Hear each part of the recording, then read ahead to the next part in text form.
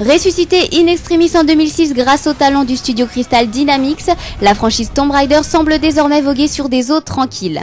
Après un Tomb Raider Legend particulièrement réussi et un Tomb Raider Anniversary qui faisait office d'amuse-bouche, il est grand temps pour la belle Lara Croft de montrer réellement de quoi elle est capable, surtout lorsqu'il s'agit de haute définition. Même si depuis 2 épisodes, Lara Croft a gagné en beauté, mais aussi en charme, cette année l'héroïne la plus sexy de la planète jeux vidéo risque bien de marquer les esprits.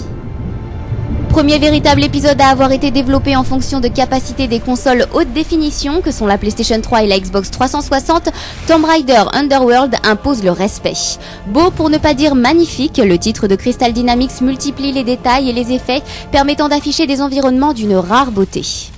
Il suffit d'ailleurs de faire tourner la caméra autour de Lara pour se rendre compte à quel point elle n'a jamais été aussi en forme. La poitrine ferme, les fesses bien potelées et le visage rayonnant, Miss Croft n'a jamais été aussi bien modélisée.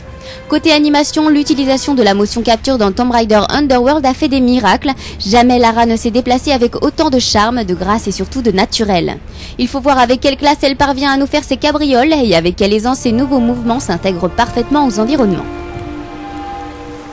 Côté gameplay, Tomb Raider Underworld poursuit ce que les précédents épisodes avaient entrepris pour rester fidèle à la ligne de la conduite imposée par la série.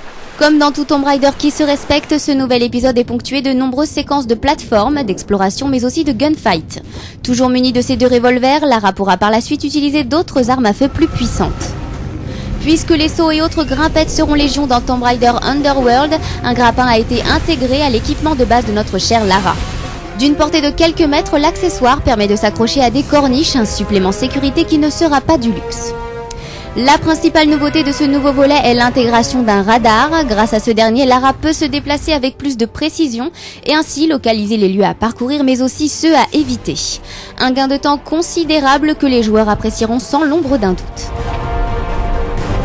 Ceux qui ont l'habitude de diriger Lara ne seront pas dépaysés par la prise en main de Tomb Raider Underworld. C'est à la fois un avantage mais aussi un défaut puisque le titre semble hériter des principaux défauts de ses aînés.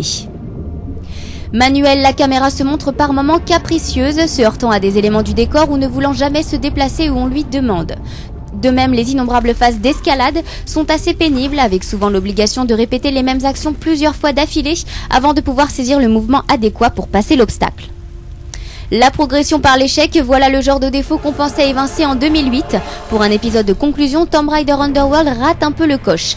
Pas bien fini et finalement assez déséquilibré, il montre bien les limites d'un univers qui n'a jamais vraiment su complètement évoluer.